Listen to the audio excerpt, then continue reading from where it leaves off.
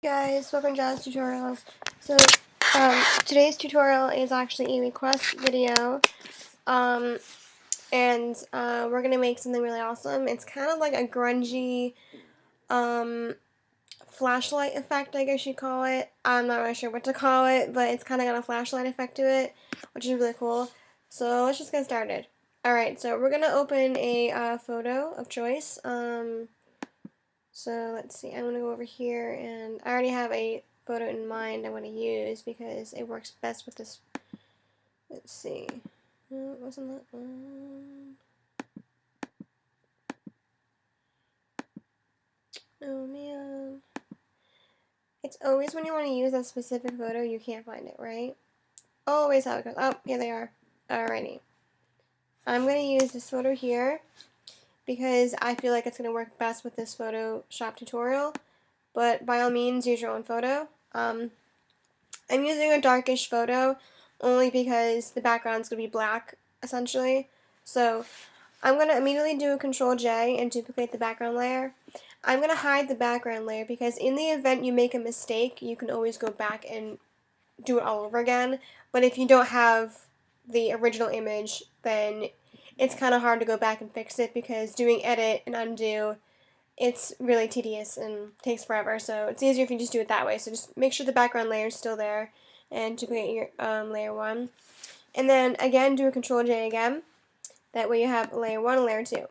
Or a layer 1 copy, rather. Alright, a layer 1 copy, we're going to change that to black and white, which is Control Shift U or Command Shift U using a Mac like I am. Okay, so now what we're going to do is we're going to change this to overlay. Alright, now it should look something like this, and that's what you want. Alright, once you have that, you're going to again do a Control J, and you're going to duplicate the layer 1 copy.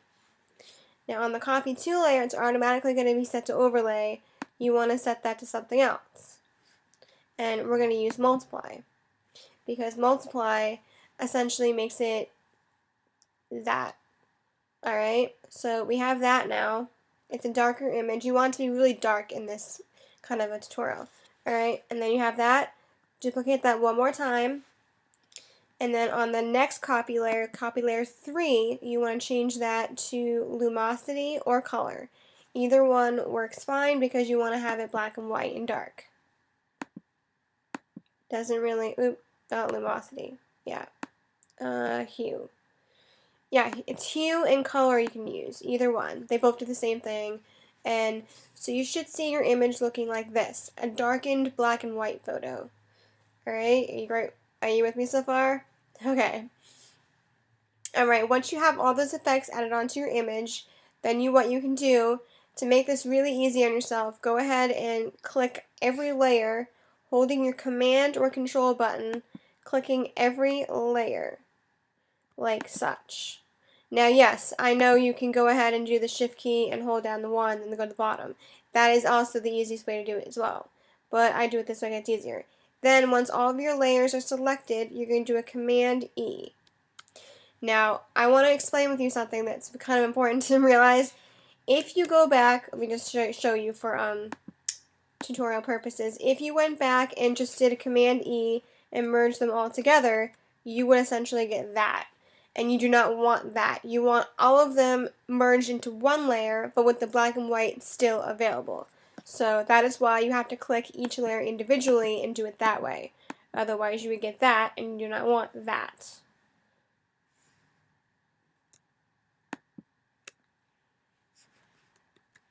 Alright, so you have this. So that's where you need to be, right there. Alright, once you have that, you're going to do a Control A X, and we're going to open a new canvas now of large size. I'm using 800 by 600 because that's going to suit this tutorial best. But if you have a smaller photo, you can use a smaller canvas. Alright, black should be automatically your background color. If it's not, change it right now. Alright, and you're going to paste on your photo. And as you can see, it's already kind of, blending in. I'm going to be a cool kid and rotate my photo a bit to give it that cool, edgy look to it. But, you don't have to do that. That's just what I'm doing. Alright, then I'm going to grab the Magic Eraser tool. And we're just going to erase some parts of the image that aren't blended in with our background, like this.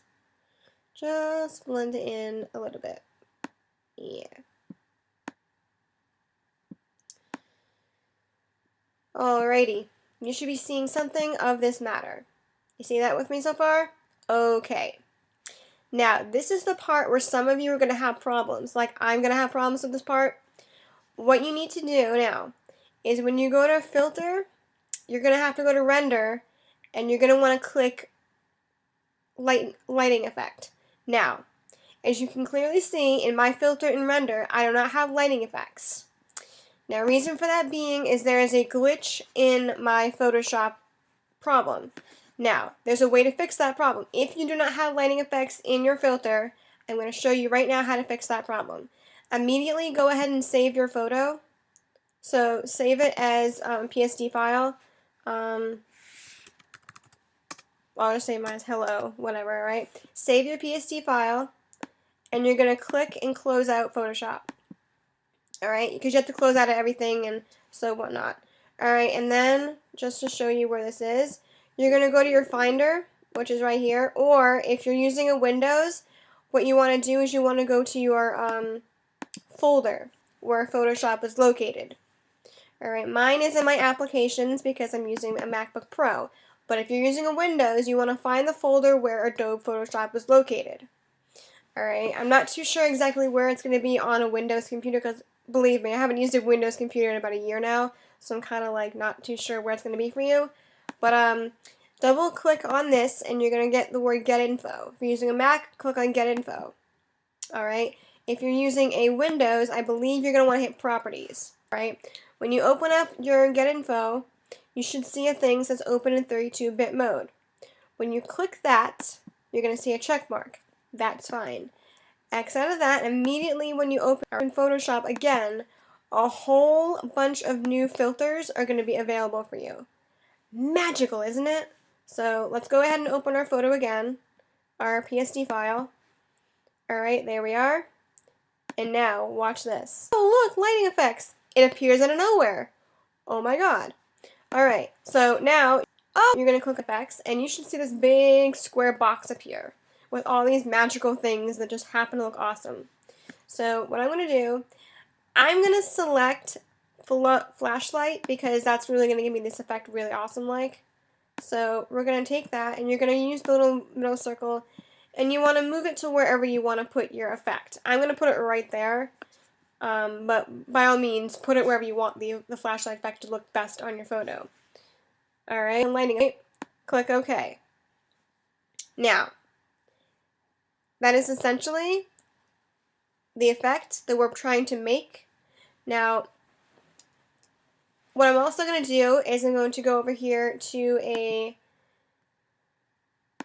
grungy. Now, this is the grungy like texture. Now, you don't have to do this next part, but you can if you want to. I'm just going to paste this on there to give it that grunge-like effect to it. But seriously, you don't have to do it. I'm not going to provide this for you in the description below because I feel like y'all may not want to use it, or you may have your own. So go to google.com, type in grunge texture Photoshop, and you'll find a whole bunch of stuff, and you can use those. It's fine. There's no really set effect, so just go like that, and I think overlay looks pretty good, and you may want to move your photo. Mine's really a large photo, so I'm going to move my photo a lot. And I'm going to set the opacity down to almost nothing because that's really going to give it like that really darkish, like, you just want to see like the grains and stuff like that. Yeah, and then if you go like that, look at that, oh, what? Yeah. Alright, now, you can go ahead and add your text, and whatnot, and yeah, that's going to be it. That is totally it. I mean, you could totally go a step further and add other, textures on top of it, and add more photos to it, but I'm going to leave it here and leave you with a wide open space of opportunity to really take this further, because honestly, there's endless possibilities in Photoshop. There's over 1,000, literally, I read a book yesterday, and there's literally over 1,000 different layer combinations you can make. Thousands of different layer combinations, effects, and filters, and whatnot. It's just endless. There's so much to do in Photoshop, and you can't really see it in one shot. So go ahead and mess around, have some fun, and that's it. That's the basis of the tutorial, and hopefully it was helpful to you guys. And yeah, I'll see you again later.